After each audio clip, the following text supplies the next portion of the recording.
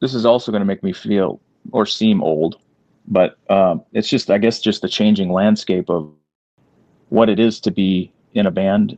Uh, as far as technology is concerned, there's such a focus on content these days, and you have to really go out of your way to get eyes on and ears on your music, and that's hard for an old school guy like me to uh, really put focus on. You know, used to be that it was easy to get people to access your music and find it, whereas as now it's you have to be doing the TikToks and the YouTubes and everything else, and I guess for me that's been the biggest challenge is adjusting to the new ways of things.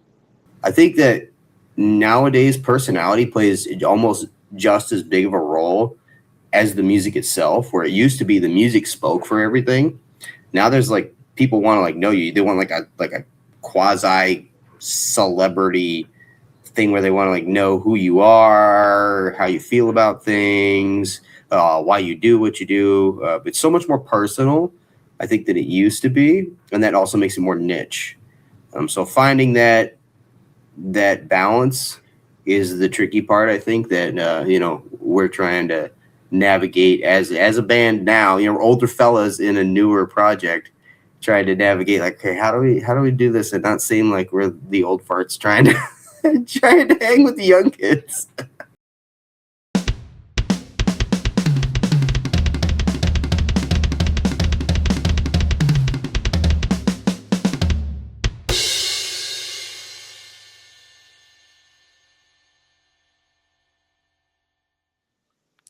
Hey everyone, welcome back to the All Music Baz and That podcast. I'm your host, Brian. And today I welcome a special guest and another one out of the Sioux Falls area. We welcome our boy, Nick. And from the band, and I'm sure a lot of people feel this way recently, from the band Exhausted. How you doing today, brother? I'm doing well. How are you? Not too bad. Don't have to admit, I kind of feel exhausted at the same time here too with the podcasting, YouTubing, and all that sort of stuff. So I think you're speaking everyone's mind, at least the last couple of years here too. So clever name. Mm-hmm. We'll say at least that too. Yep. The name's a little, people wonder about the name, I'm sure, but it came about pretty organically when we formed the band. We, to go with, so. Yeah, actually, I just didn't know it was like a Phil Anselmo sort of moment right there, being like, instead of I'm broken, I'm like, I'm exhausted, that whole deal. So, well, we're all Pantera fans, that's for sure. Yeah, that would explain a lot. All right, I guess outside of that, I guess what you and the boys been up to recently? Well, we have a 3-song EP gonna be coming out here soon that we're pretty happy with and stoked for everybody to hear. Couple gigs coming up. We got a pretty big festival coming up here in town in Sioux Falls, South Dakota, coming up here in August, that we really enjoy playing, and a lot of people tend to come out for.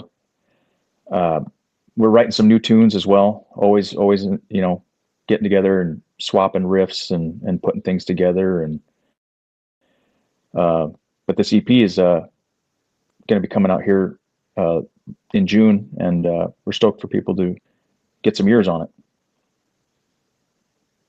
Is that the Down to the Wire EP you're talking about? Yeah. Yep. Down to the Wire. All right. I guess let's go and start with that too. I guess even your other EP, what's it going to be? So I guess start with your first EP. I guess what's it going to be, and then talk about the new one, Down to the Wire. I guess you guys trying to experiment, that sort of deal? Or I guess what's the story with these two EPs? Well, the first one was kind of us coming together. Well, I guess the whole project in general, we kind of ventured out to be this kind of crossover thrash project, but we didn't want to kind of pigeonhole ourselves into just that category. If we felt like somebody came to the table with a new idea and it didn't fall into that specific thrash category, we don't throw it out. We try our best to transition everything smoothly and put everything together and during that first EP, we were kind of figuring out what our sound is and putting things together. And I was obviously working on lyrical content and the direction of what, where I wanted to take that. And now I think in this new EP, Down to the Wires, we kind of more pinpointed what our sound is and really honed in on the direction we wanted to go. And I think it's coming together really well, and looking forward to even, more new material in the future.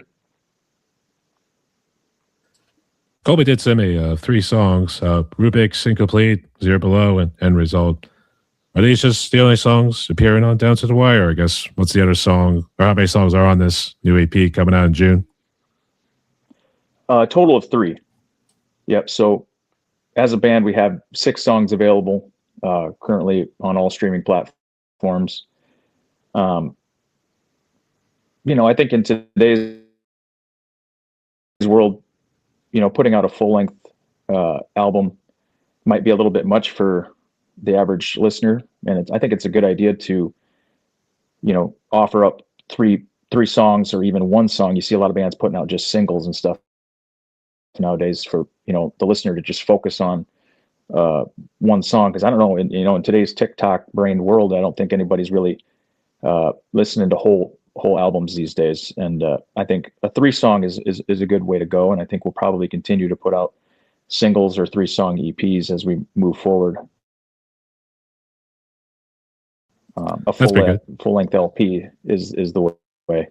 So. So I guess, do you want to spoil the date when this might be released? Is it going to be first week of June, maybe near the end of June? I believe we have June 26th as the official date. I may be wrong on that, but that sounds right to me. All right, sounds good. Keep us posted on the socials, whatever it does come out there, mate. So can't wait to see what your boys got. So I guess let's go ahead and talk about the band Exhausted a little bit here too. So I guess, actually, let's first start with you in general. So I guess tell the audience about yourself and your backstory of how you got to this point. Well, in high school and stuff, I was always attracted to heavy music. Got heavily into the new metal stuff that we all did in the 90s.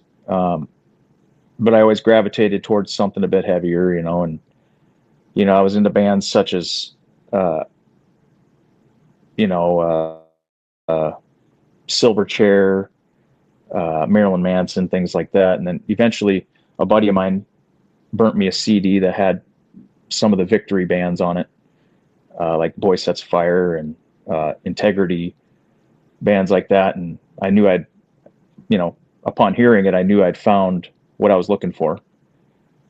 Eventually got into bands like Martyr AD and, eventually found Poison the Well and Hatebreed. And out of high school, I tried college for a while, knew that wasn't for me, and just kept going to shows, and eventually found some guys that I wanted to play music with, and was in this band, it was in that band, and eventually landed in a band that wanted to tour.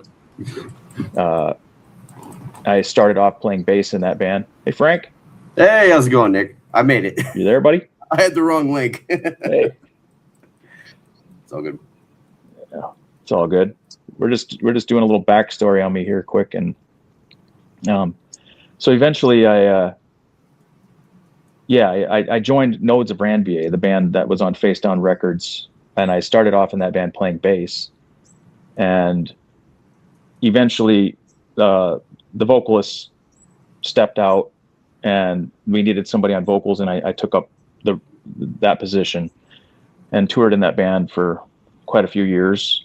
And we did some music videos and stuff like that, and toured with some cool bands, and eventually I gave up the touring life and continued to just play locally, and across all different genres of metal, from death metal to doom and metalcore, and now whatever we want to call this project, which is just kind of like a mashup of all of those styles.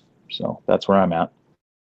All right. And we also welcome Frank here to the podcast. But to fill everybody in, Frank, you were actually part of Pray for Villains at one point, weren't you?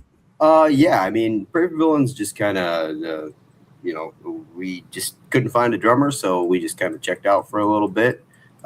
We never really officially broke up, just kind of, shut the shop down for a little bit. I guess how are you and Jarrell been doing? I guess you guys still collaborate every now and again? We don't collaborate a whole lot, but I still talk to the dude. I've known him forever. He's a brother from another mother. I've known that dude most of my life. So, we still talk and hang out and send each other reels and memes and shit talk one another. That's going to happen for the rest of our lives. We're stuck with each other. Actually, it was always funny when I was showing him like trying to inhale with like one of those big balloons. I don't know if it was one of those big balls or something. I made the joke, go to town with a handy, marry a blowy. So that's what I do. All right. I guess outside of that, what's new? How'd you find old Nick right here and this whole band Exhausted? Yeah. Not much. I mean, just living life, kids, work, play, music, can't complain. They can, but should we torture Frank and make him tell the history of Exhausted here? Or I guess it's more so Nick that I don't know if he founded the band and we just dragged Frank into this whole thing. So neither one of us founded the band. Nope. We kind of brought together, I think, primarily by Mikey. Well, I think it was Mikey was kind of the catalyst. What'd you think, Nick? A little bit of a prior band, Mike for years, and asked me to, if I'd be interested in doing vocals on it. We eventually, the stuff he was sending me was killer, and so we did a couple. We kind of put that project to rest. I think that music's still available out there on like Bandcamp or Reverb Nation or something, and and eventually, the stuff I was hearing was so awesome that I was like, all right, let's see if we can't get some people, together. And obviously Frank was at the front of our minds on that one, and finding a drummer and all that. And eventually Doug came into the fold, and I believe that's how it all went. What do you think, Frank? Yeah, I mean, it was a thing where Mikey was writing these cool like independent tracks, with Wretched Earth, and he was like doing like collaborations. Plus he had Thunder Rifflin, which is pretty cool sounding. When he was bringing in Nick to do vocals, and then he was bringing he had buddies to do drums, and he had me do some lead work. He had another buddy do some other lead work. So he's just trying to like make music without the whole huff and puff of like getting everybody together and practicing to play live and all that kind of stuff. We were just doing like online collabs. And during that process, I think it was discussed at one point that what if we started a band, like started a project? And of course, me and Mikey wanted Nick as the front man because Nick's the shit. Very humble guy, but he's a fucking great front man. He's perfect.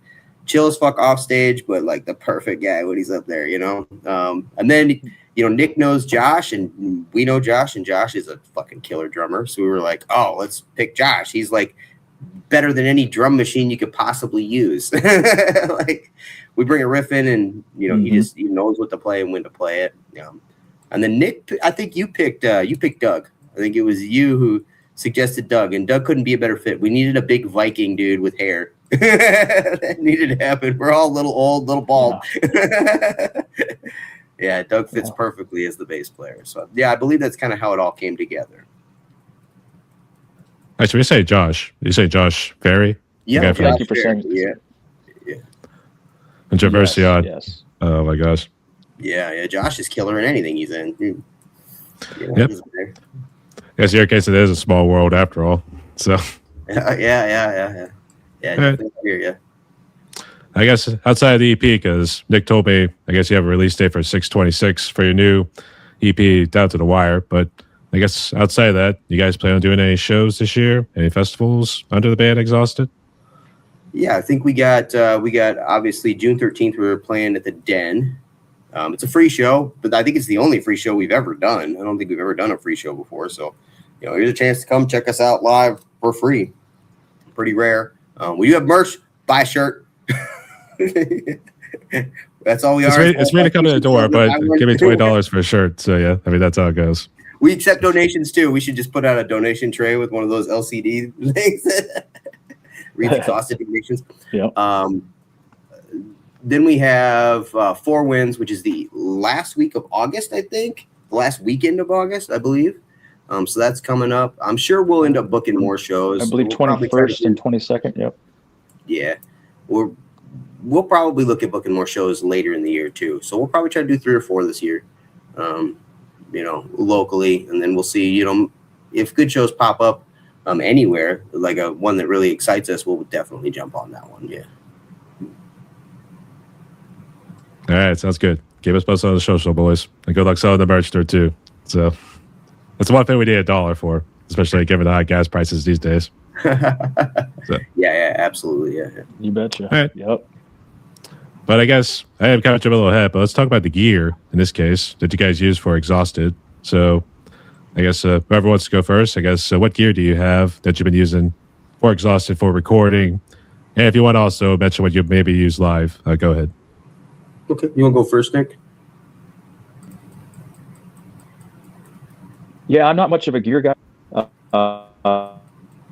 In-hand microphone, and I believe I use a Shure. What is it now, Frank? I believe it's your microphone for recording. SM. Oh, the SMB7. Yeah, the SMB7. Yep. And I believe that wraps up all my gear. Mm-hmm. So you can go. Don't you use a Sennheiser mic? Isn't that what you use? You have a Sennheiser? Yeah, Sennheiser for live. Yes. Yep. I don't know what model it is though. No, sounds good though. Sounds good. For the most part, on the recording, we used a reamp. So we let Dave kind of handle that. Dave was our producer / engineer for the record. Great guy. Mikey's known him since he was a kid, and he's a perfect fit. He's got all the credentials you could want of a producer / engineer. So I kind of trusted him to the live tone or to the tone of the record. The live tone, I use a Helix. So I'm a digital guy. You get up there, you're just going to see some like powered speakers somewhere, but no cabs or anything like that.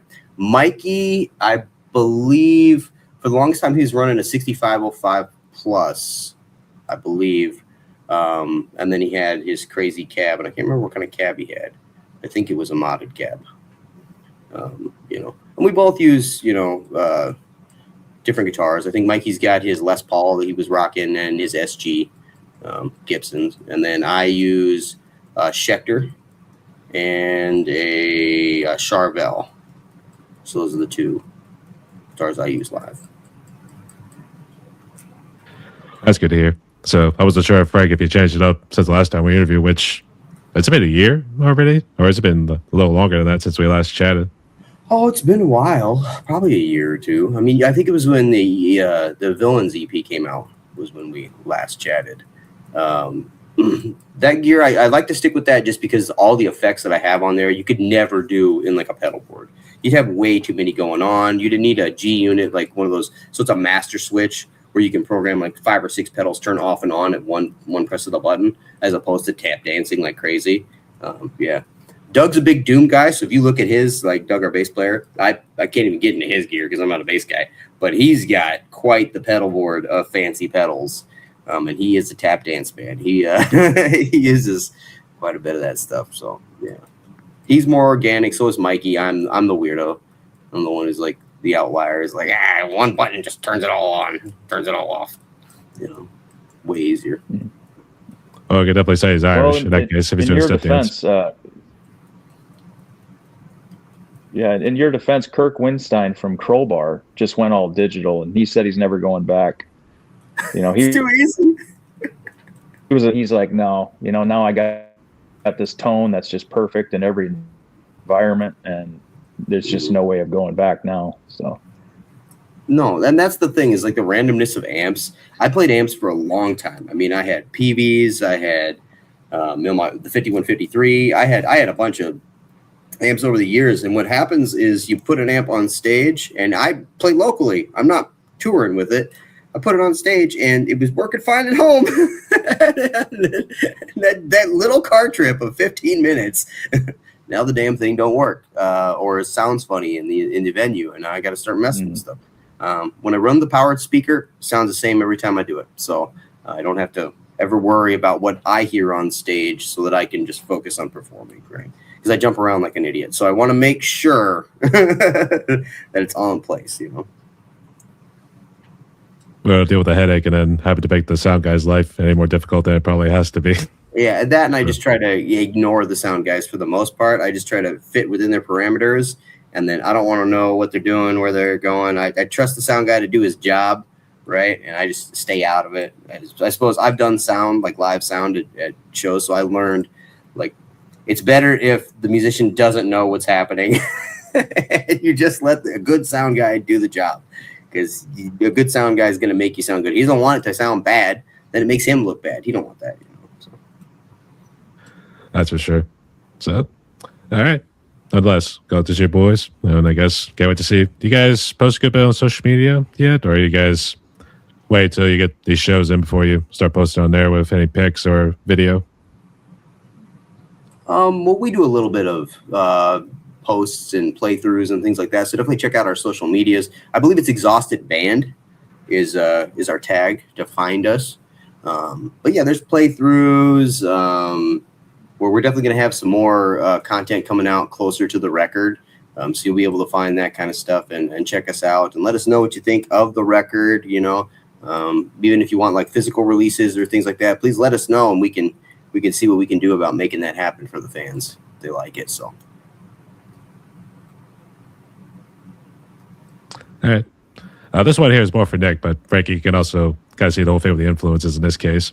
But Nick, for Exhausted here, in terms of the vocal style, first off, how did you learn to growl, scream, and do that sort of stuff? And I guess who'd you kind of look up to as inspiration to enhance your vocal technique?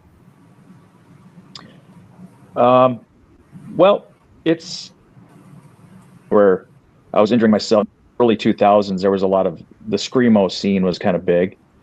And I was in a screamo band, and my vocals were kind of just like screechy and high and horrible. And you know, I think just over time, you know, there wasn't these, you know, all these kids come up to me at shows now, and they talk about these vocal techniques and stuff that they're learning, like what is it, like vocal fry and false chord, and that, you know, there wasn't any of that stuff when I started out. I mean, it was just basically you do it until you figure out how to do it without injuring yourself and make it sound good. And it was just over time through repetition, just figuring it out. And some of my influences there was, you know, like Randy from Lamb of God and Mike Fischetti from Martyr AD, now Cobra Czar.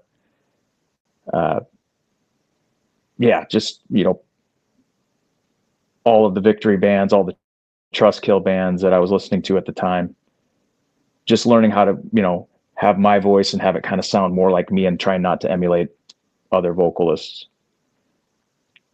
Yeah, I can definitely see how tough it is doing the I want to say, because my throat's actually been hurting recently, I thought maybe I was just kind of growling too much, trying to work out a little bit as I do my own little material on the side.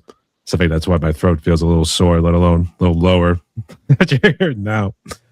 So I can kind of relate. I mean, especially I'm still all these years later. I've been doing it now, you know, for over 20 years. It's still a learning experience. You still like learning new techniques and learning. Oh, you know, if I can push my voice and do this other thing now that I didn't know I could do, and you know, I think it's just an ongoing deal where you can choose to stay in that comfort zone where it's like, you know, you can be that one note pony where you just have that one tone vocal and you know that sounds good. But I over time I'm just like, well, if I'm not challenging myself, then you know what's the point? Try for some new stuff, and hopefully it sounded good to the guys, and hopefully they're satisfied with the end product. I'll definitely say, just listening to Rubik's Incomplete, that was a pretty damn killer song, nonetheless. Thank you. Thank you. No worries. All right. I guess, Frank, I brought this question up when we were doing Pray for Villains, but I guess you still kind of use a lot of the same influences for Exhausted here. Or you kind of spread out, kind of branched out a little bit more to kind of enhance your skill. The influences have always been pretty wide. Obviously I started with, I think in the beginning when you start learning an instrument, you start with what you can do, right? What's fun to play. So I started with like Jimi Hendrix and acoustic stuff and like stuff that was really simple, and even like some punk stuff like Green Day. And then it just bloomed into like Metallica, Megadeth, Slayer, Testament. I love Testament. Testament was a huge influence. Once I found them, I was like, this is my favorite like thrash metal or metal band. And then over the years, it just got deeper and deeper and heavier and heavier and heavier and heavier. And in Villains, it was more of kind of like in the middle, somewhere between rock and like the heavy stuff, somewhere between like Killswitch and Lamb of God, like somewhere in there, right? With a little bit of prog in there. And this is definitely more on the mellow death end, and the heavier end and the darker end, which I haven't gotten the chance because my favorite band is the Black Dahlia Murder, and I don't usually get to do that kind of stuff, and we definitely get to like dabble in some of that in this band, which is awesome for me to get into the heavier stuff and kind of get away with it. I've never drop tuned until this band, so all these riffs are like I've never written anything in C standard ever. So it's kind of interesting, but yeah. Yeah, speaking of Black Dahlia Murder, I guess. So, what do you make of the new frontman, R.I.P. Trevor Strachan? Oh, Brian was the guitar player and the main songwriter. Brian does just fine. He knows what he's doing. I love Trevor. Don't get me wrong. Trevor's incredible. Lyricist, yeah. Jesus Christ, Trevor's just stupid good. But for the songwriting, that ain't gonna change. Brian's incredible. He was the mastermind behind 90% of their stuff anyway. So he's the guy. I actually did say it not too long ago. So I was pretty stoked about that. Nice. Trevor Sternad was a huge influence on me, and I mean, he was a true wordsmith, one of the best metal lyricists. That I mean, if anybody that hasn't really dug into the lyrics, God, I can't recommend it enough. It was fantastic. But I think the only way that Black Dahlia Murder could have moved forward was for Brian to be that replacement. I don't know who else could have done it, and had it felt like it was going to be right, and I'm glad that they're doing it, and they're still going to this day, and I wish those guys the best. R.I.P. to Trevor for sure. Yeah, it's so sad with Trevor. So sad with Trevor. Trevor was, like you said, a ridiculous talent in the death metal community. Just so good. So good. Yeah. I did have to bet about Brian because he kind of started interacting more with the crowd, I guess, when they were doing the ending song with Death Mass Divine. So it kind of, the way the Roxy and Theater is kind of laid out, there's a little bit of a nice little ramp right there that kind of helps drag the equipment on off the stage, but you can also walk on it too. He came down that ramp and he just got into the crowd and just started interacting with them. So kind of leads to this, but I guess, Nick, do you tend to interact with the crowd, whether it's strictly on stage or you sometimes jump and try to get a little crowd surfing going? Well, maybe in my younger years when I was, and yeah, I still wish I could probably pull that off. I get crowd participation going and really, stage presence and everything, but crowd surfing, I don't know. Maybe I'd still give it a try if I had a couple beers before I went on stage or something, but no, I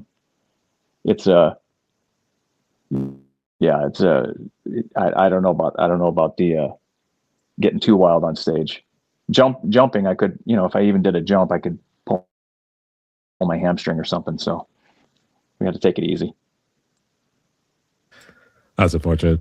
That's definitely one of those getting old sucks sort of things going on right there. Mm-hmm. Yeah, we've reached the age of reason. Yeah. You got to be careful. Yeah. I guess, what was our teen in 20 years? The age of unreason? Is that what it's supposed to be? Yeah, you're completely unreasonable. You think you're invincible. You do all kinds of dumb shit. Yeah, it's so easy. And then you throw your back out and when you're 30 and you're like, nah, that's all right. I'm going to slow this motherfucker down. I guess so. But this one kind of does delve into challenges a little bit here too. So I guess, Nick, first off, what challenges do you feel like you face these days being the front man of this group?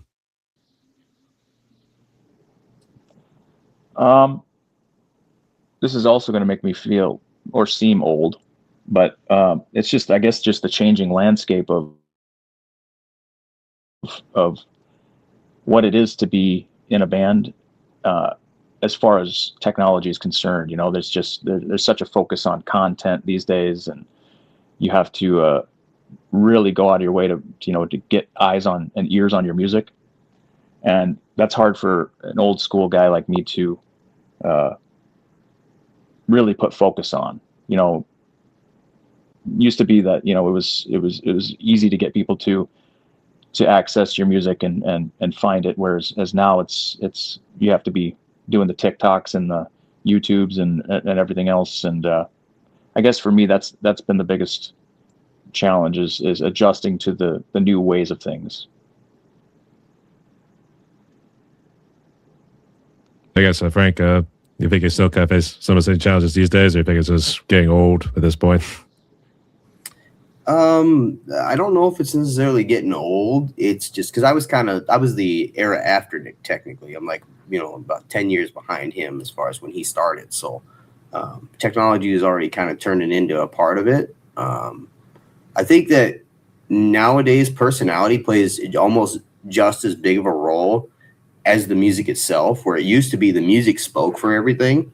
Now there's like people want to like know you. They want like a quasi celebrity thing where they want to like know who you are, how you feel about things, why you do what you do. It's so much more personal, I think, than it used to be, and that also makes it more niche. So finding that balance is the tricky part. I think that we're trying to navigate as a band now. Older fellas in a newer project trying to navigate like, hey, how do we do this and not seem like we're the old farts trying to hang with the young kids. Luckily we have some experience. Yeah, so we can tell you all these stories about dumb shit we did when we were younger, but yeah, what's the struggle? In which case it's going to be one of those things like, wait, I haven't even broken 40 yet, and unfortunately I'm talking like my old man at this point. I was like, I have grandkids and that sort of stuff. Mm-hmm. I mean, I have a high schooler. He's going to graduate this year. So, I mean, I'm like, I am old by definition. So. Oh, congratulations to your kid there, babe. So, and also, we had to get a shout out to Colby because he had reached out to you guys to also help get this interview all started right there, too. Because also, our boy Colby has also got married. So, let's give him a round of applause. All right. Congrats there, Colby. So, but we give a big shout out there, too. And also to Sioux Falls, because I think it also does the COVID here too, but it's going to be more so for Nick, because Frank, I know I asked you this a while back. So, but Nick, I guess in terms of COVID, and I think at this point you weren't exhausted just yet. So, fill the audience, I guess, how bad was COVID for you on a personal level, family wise, and I guess feeling what you were doing music wise at the time? I'm trying to think of how long I've been doing this music thing. 2002 is when I kind of got started, but during that time, during COVID, I kind of decided to put the brakes on and take a little break from doing music. I had been doing some electronic music for a while. I got into some dark synth wave, and I produced a lo-fi hip hop record, and I was doing some stuff. I was in a death doom project with a buddy of mine, and I hit that point where I was just like, all right, I'm just going to take a little break from music and try to get re-excited about doing some stuff in the future. And at that time, I worked for the Postal Service. So, during that time, everybody was at home, and the government's giving everybody a bunch of checks and keeping the economy rolling. And the majority of the people just blew that all online. So there was zero lockdown for me. It was, I worked more hours than there was just nothing else going on. So why not just stay working? And that's what COVID was for me. And, my wife's a school teacher, so she was home doing stuff, on, online learning, stuff like that. But I was just working my butt off the whole time. And, but at the same time, as we were saying before, Mike was sending me riffs. So I'm at work with my headphones on, listening to these riffs. I'm like, this is going to, hopefully we'll make this into something. And eventually that project did come to fruition, and here we are. This was in that awkward scenario where you listen to the music and unfortunately you're doing vocals during lunch. Was that how it was? Yeah, believe it or not, a lot of lyric ideas don't come from me sitting down with a pen and paper. It's more like I'm like on the treadmill or at work, and the idea will pop in out of just at a weird time. That's how a lot of that comes together. And I just write it down quick in my phone notes app, and then eventually put the rhyme scheme together and all of that, and the whole premise of the song. That's good to hear. But also good to see you and the family are safe there, Nick, and also good to have you along here for the ride here too. So, I'm not too sure how much the music scene has changed, Frank, since we had last talked here too. But I guess maybe Nick, from your point of view, I guess how's the music scene been from your perspective? Can I have a nice rebound since COVID? I'm very happy with what I'm seeing here in Sioux Falls as far as the younger crowd getting more and more excited about this again. There's this big 2000s metalcore resurgence where kids are getting into bands like, Suicide Silence and grasping onto those old tunes, which is weird to be that they're considered almost oldies, in today's scene. Where I'm starting to see a lot younger kids coming out, and that's why we're trying to get on more all ages shows, because there for a while, there was worry that, all of us old guys were going to be eventually phased out, and there was going to be no local music scene left unless the younger crowd was getting excited about stuff. And I'm just so happy to see that that's taking place.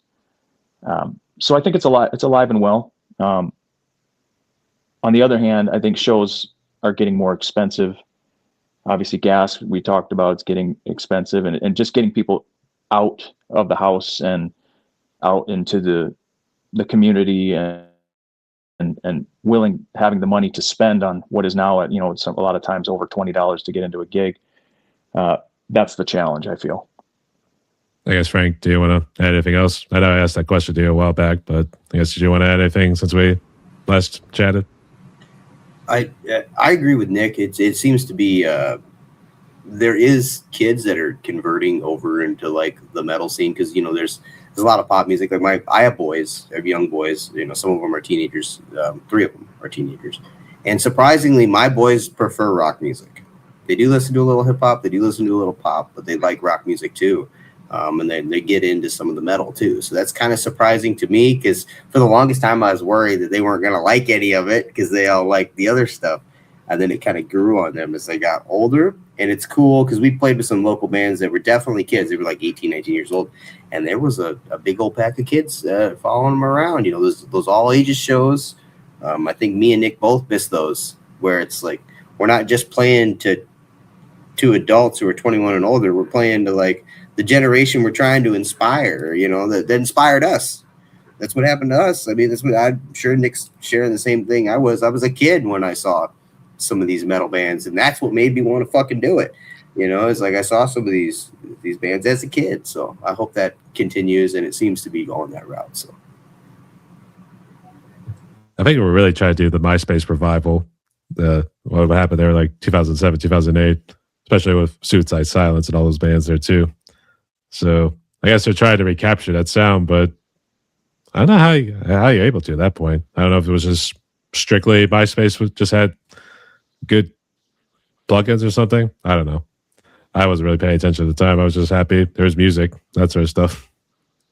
So, all right. But it's good to see the music scene's doing well out there, boys. So keep going strong. I think this actually just occurred to me too, because about the genre with the whole thing with classic rock. I think back then they would have just said it's rock and roll, and now classic rock makes it sound like it's a lot older. So do you think at some point there's going to be the genre classic metal, in this case, or classic death metal? There's already some of that already totally exists, or it's old school death metal, like revivals. Mr. Ferry, Josh Ferry, is in another band's going to be playing Slam Dakota this year called Suffer.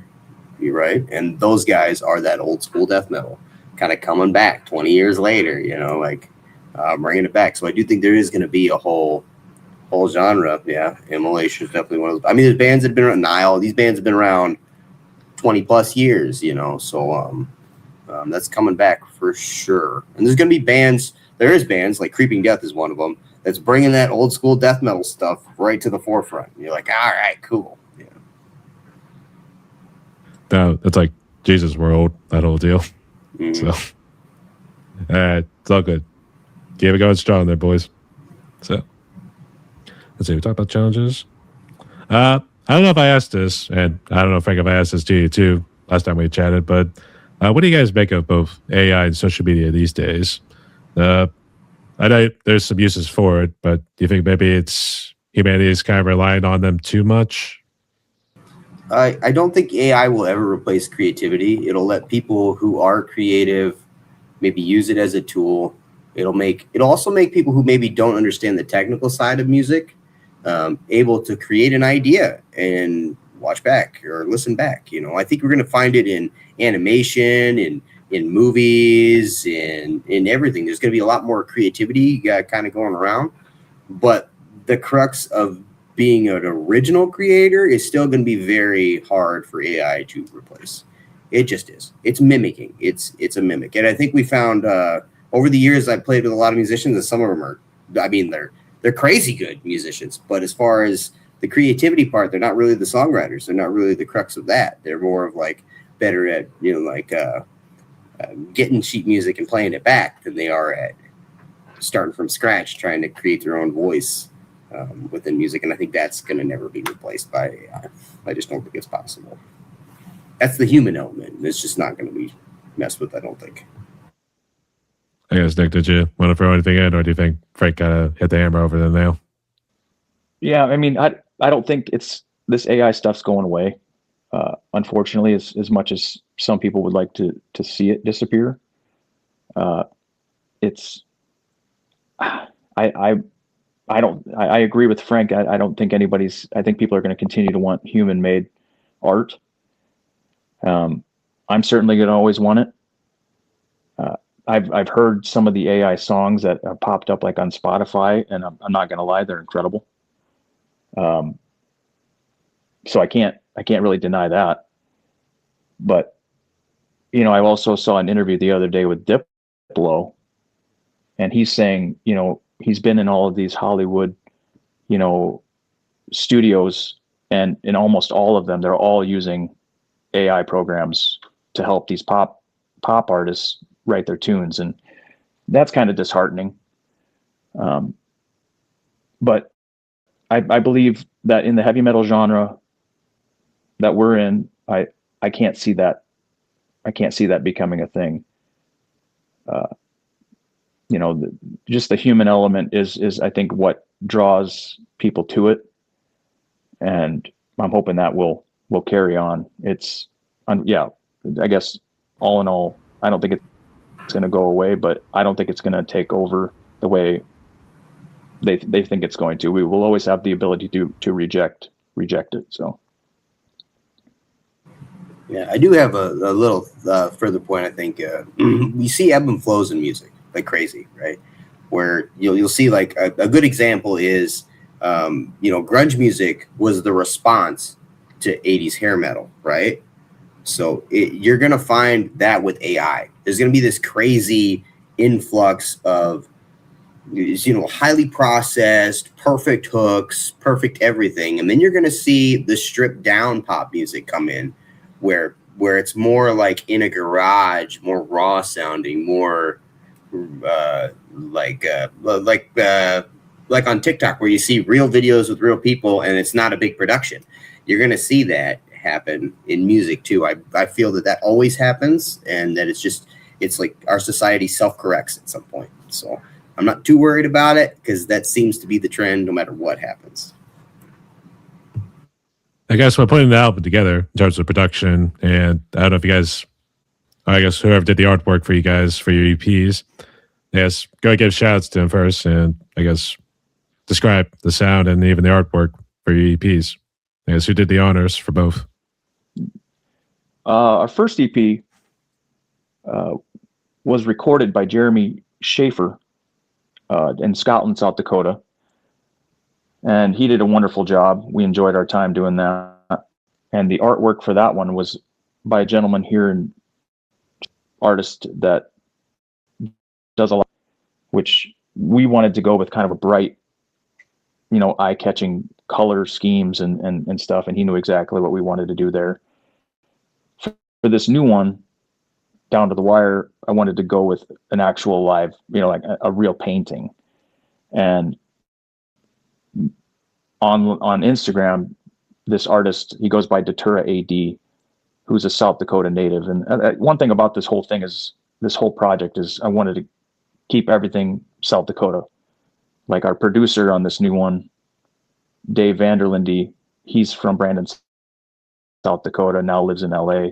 So everything connected to this album is South Dakota. So yeah, we have definitely not an AI artwork influence on any of this stuff. It's this new artwork is for real acrylic painting, and we're going to be releasing this lyric video here pretty soon, and you'll see a lot of close-ups where you can actually see the brush strokes and everything on this painting, and it's pretty incredible. Definitely sounds cool. So I don't know, Nick or Frank, if one of you guys mentioned earlier what social media or streaming platforms you guys are on, but for the audience, can you mention what social media and streaming platforms you guys are on so people can check you out? We're on Instagram, TikTok, Facebook, and YouTube. So we're on all the big ones.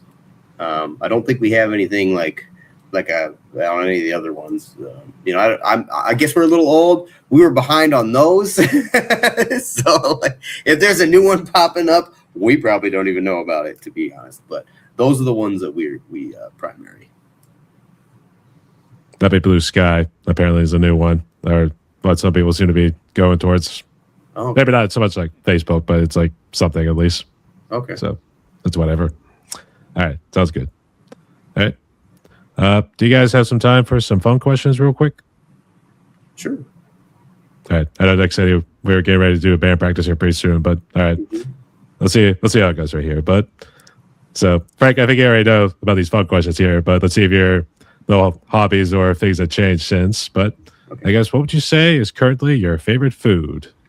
Boy, eating Greek yogurt. I don't know what's wrong with me. Hopefully that doesn't do harm over time, like cause kidney stones or something like that. Who knows? There's definitely something if you eat a whole bunch of it. So there's always a downside to it. A lot of protein though. Oh yeah. So Greek yogurt is really good at protein, and it mixes with anything. I've been doing a lot of the Greek yogurt too, but I make like sauces and stuff for like chip dips. It's like perfect for that kind of stuff. Pretty versatile food, yeah. Yeah, it's pretty versatile. I think mine has got to be. I love a good cheeseburger. I don't know, something about cheeseburgers and chicken sandwiches. I could eat that shit all day. It's bad, but I love it. You watch too much Pulp Fiction with the whole thing with the. This is a tasty burger. With cheese. Oh yeah. It's a Royale with cheese. Actually, that was more so. This is a tasty burger. Sort of thing there too. So, all right. So great choices there. I guess in terms of movies and TV shows, I guess what you guys been watching recently? I saw that movie Obsession. Have you seen this yet? Oh, I haven't seen that. Is that good? Oh, it creeped me out. It creeped me out big time. But it's a very, very good horror movie. If you're into horror movies, I highly recommend Obsession. And I saw that movie Hokum, which was very good as well.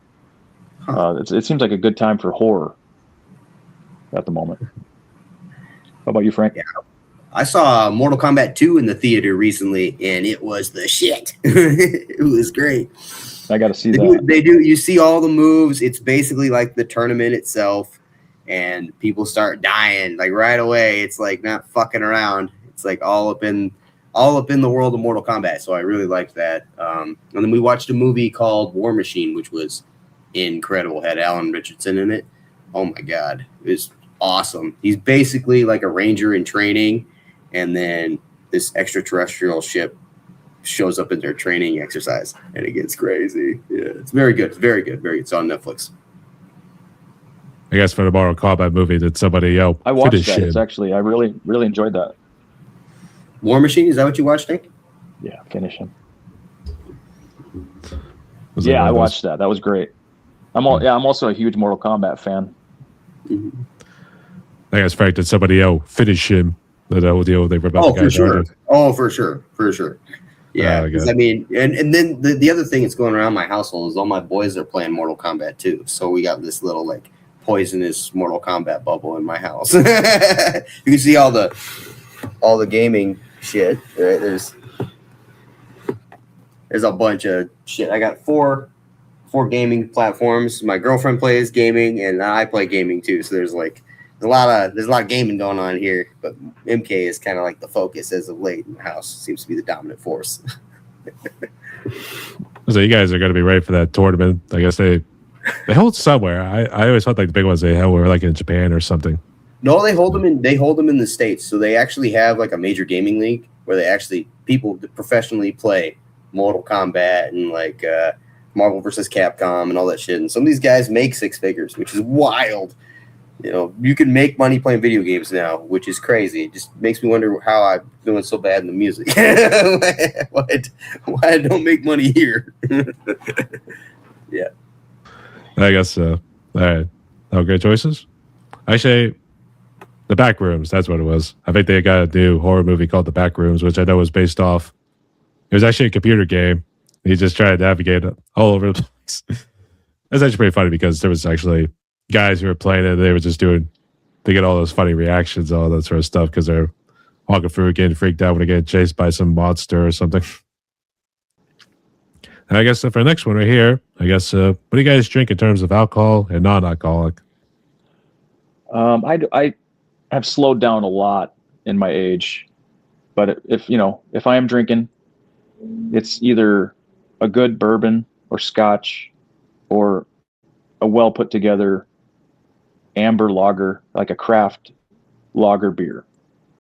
But now it's become kind of more of a special occasion thing with me. I don't function well if it's an everyday thing anymore. So actually, before Frank got hopped on right here too, Nick was even telling me like how he was like smuggling Yingling in for Colby, I guess when they were at a party somewhere. Yeah. So it's pretty funny. I've kind of like I've always been a liquor guy, so if I'm gonna have a drink of alcohol, be liquor. Usually, like I prefer shots, so I'm more of a Yeg Bomb guy. Most of the time, it's like Yeg or Tequila Sunrise and stuff like that. But lately, we haven't been drinking at all. I don't particularly because I found the THC drinks, and that's way better for me. Seems to fit better, and you could drink half of one and be like the perfect amount of like buzzed. So. We've been doing a lot more of that lately. That and there's no hangover, there's no afterburn, there's no weird effects. And the drinking, like Nick said, I mean, Nick's in his 40s, I'm in my 40s. I can't do this shit anymore. I can't do it. All right, I'm fucked up for like 2 days. I can't do it. No, so finding something that still gets you like in the mood and loosens up the social stuff and lets the brain kind of relax a little bit, but yet tomorrow I'm not like fucking shitty is ideal. So, we got jobs, we got work, that's way more important than getting shit faced every night and feeling like shit for 2 days. It's just not worth it at all. Do tell. All right, that's all cool. I guess in terms of hobbies, I think Frank already mentioned what his hobbies were, but I guess what's our hobbies do you guys do outside the music and jobs? Like you can go ahead, Frank. Yeah, I work out quite a bit, so I suppose working out is definitely a hobby, and it's more of longevity. Put the money in the piggy bank for the future, right? Like I don't want to be, I want to wrestle with my grandkids. So if I want to do that, I better start now. I don't need to be throwing my hip out when I'm 70. I need to keep those hips moving and keep a little muscle on me so that I can eat those cheeseburgers and I don't, pack on 200 pounds. That's my main hobby is really working out. Go ahead, Nick.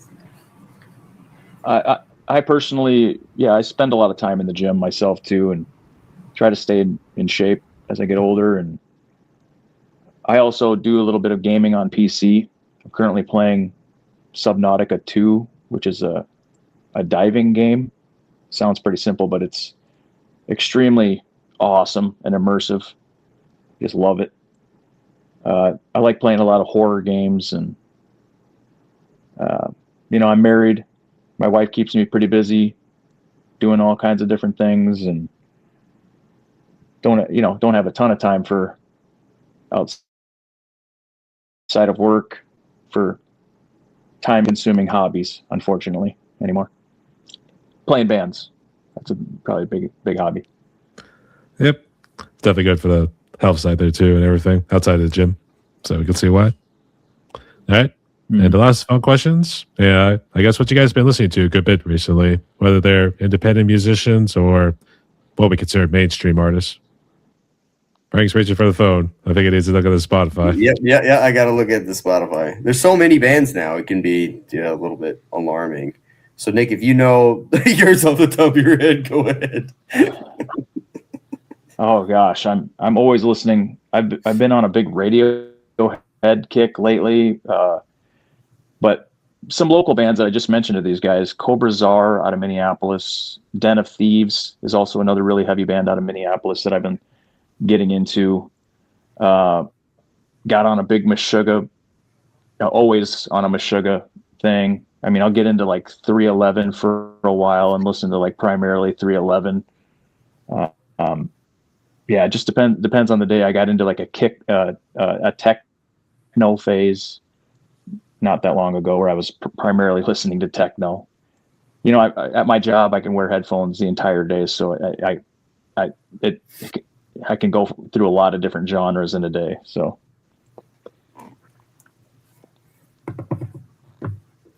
I suppose I too, like my job is pretty open-ended. I'm an insurance adjuster, so there's a lot of like travel or quite a bit of downtime. So I find myself listening to a lot of podcasts and a lot of music. On the music end, it's definitely been tech death for a while there.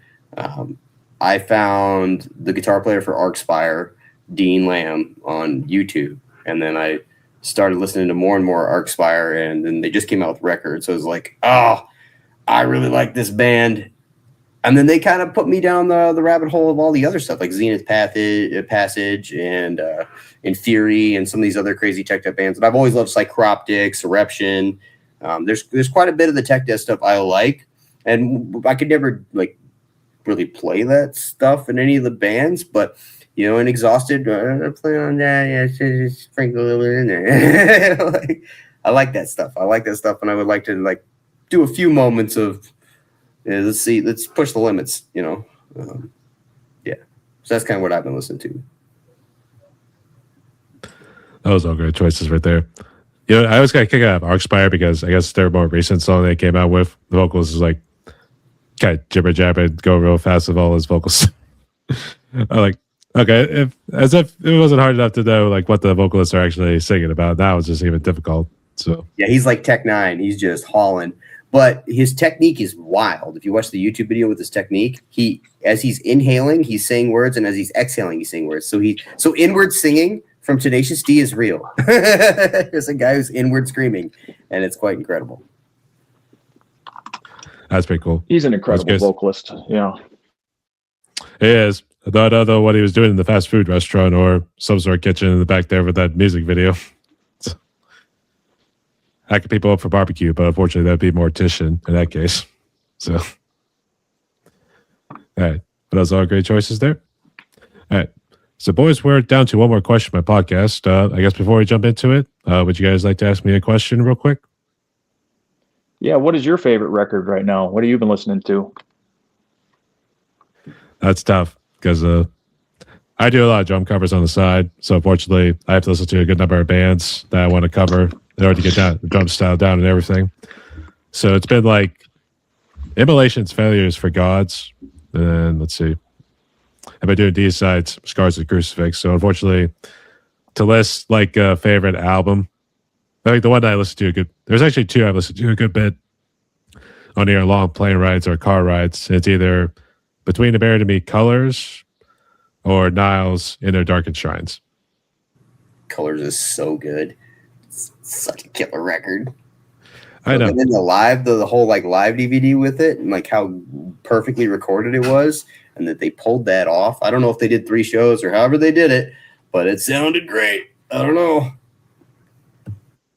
There's probably something there too, but oh god, I really wish they had played just one song from Colors when I saw them live. Oh, yeah, Colors is so good. Like White Walls and stuff, so good, so good. actually, it's more so Answer the Sky. I would have really loved it. That would have made my night if they had played that song live.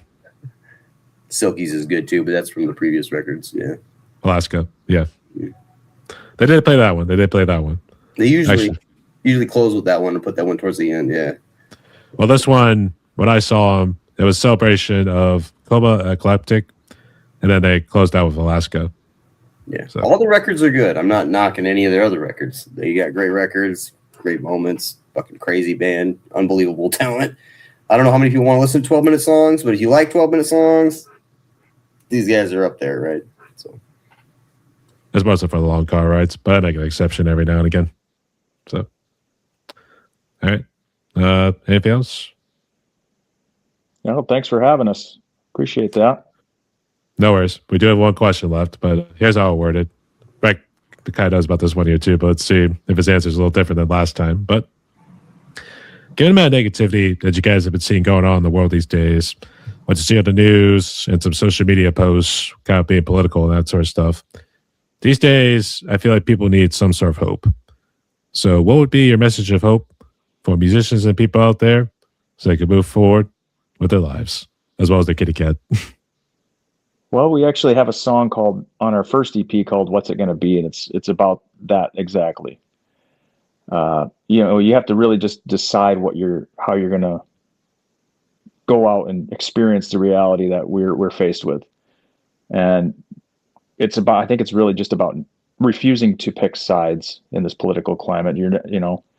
Remaining open-minded to other people's views. I mean, people were raised differently than you. We don't know what people's stories are. It's really, I guess, all in all, is just treat people with kindness and respect, and try to remain positive in a world that's kind of feels like it's crumbling around us, and do the best you can. I would say negativity is pretty prominent, especially in social media and like our everyday lives, just because of those phones. A great way to increase the amount of hope in your life, in most cases, is to just put that goddamn phone down. Just stop looking at it. Like, just put that fucking thing down. People throw these big ass fits over dumb shit most of the time.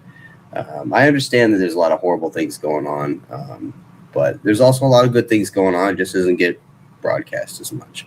You just don't see that as much, and it's great that we have the freedom of information, but it's also bad because we have the freedom of information or misinformation as well, not just information. So I'm with Nick here. I think we kind of encourage just give people the benefit of the doubt at first. At least let them speak for themselves and give the chance that they can, if they said something that was maybe like a little racy or whatever, like I just watched the roast of Kevin Hart, right? And this is a great example where everybody's freaking out about the racist jokes on the Kevin Hart roast. It's like, it's a roast. They agreed to it. This is what they wanted. It's funny. Is it horrible if they were serious? Of course. But they're clearly not serious. That's the thing. It's a joke. So when people go crazy like that, I don't participate in it. And I don't do the social media thing. I don't do the grandstanding. And I think from a band's perspective too, like I don't want to be part of that. I'm more of just, we have a good time. We make, hopefully good music that everybody likes. And we're just encouraging everybody to get together. We want unity. We're not looking for building barriers and, making divides or starting conflicts. We're trying to get everybody in the pit with us. That's what we want. And spoke like a bunch of true prodigies. So, I think what it really boils down to is nobody's ever going to agree with everything that you believe in. We're never going to agree on, and the world's never going to agree. We just have to accept that there's just going to be differences, and you can choose to go through life angry about those differences, or you can choose to accept it. That's for sure, there too. So, all right. Thank you guys so much for sharing right there. All right. So we have reached the end of my podcast here, Dick and Frank. So I guess before we close out, would you like to give any shout outs to anybody real quick? Shout out to Mikey. It's his fucking birthday. Happy birthday, Mikey. Shout out to everybody's cats. If you got a cat at home. My cat she's ran away. She's a terror. It's actually my girl's cat, but she's an absolute terror. Adorable. Nick's met her. But yeah. Mm-hmm. She's cute. She is. She's undeniably cute. That's the problem. I'd say most metalheads tend to have at least a cat. So it seems to be a trend for some reason. I have no idea why, but it happens. Mm-hmm. All right. Was there anybody else? I want to make sure we weren't leaving anybody out. Everyone from any bands? All the bands in Sioux Falls and our fans as well. Should we say it that way? Yeah, I mean, all the Sioux Falls bands, all those guys are awesome. I mean, you got God Call, you got Reviver, you got, what's Rob's band? Man, how come I'm forgetting this? Embedded in Flesh. Those guys are awesome. I mean, dude, we have a good crew out here. The Grave Solace Boys.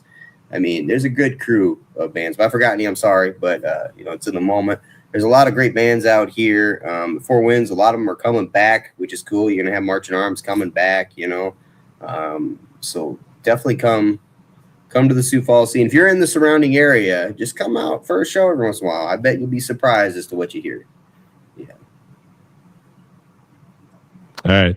And just one last time for the audience sake, can you just let us what social media and streaming platforms you guys are on so I can check you out and interact? It's Instagram, Facebook, YouTube, and TikTok. So we have all four of the main ones there. And it's Exhausted Band, I believe, on every one of them. So if you just type in Exhausted Band, you can't put Exhausted because you're going to get all kinds of weird videos. If you put the band part, you'll probably find us. Yeah. I guess we had to make sure we type that in when we do Google, that old deal. So, all right. So we have to close out like this. So everyone, my guests today were Nick and Frank. We also give a shout out to Frank again for coming back on here too. When he used to do the whole Pray for Villains. So we'll see if he gets back together with JRL at some point here too. But these boys are part of the band Exhausted. So make sure you go hit all socials, all streaming platforms. Make sure you put Exhausted Band when you Google search or anywhere in the socials there. So let's go support our guys, go buy the merch and do all that stuff right there too.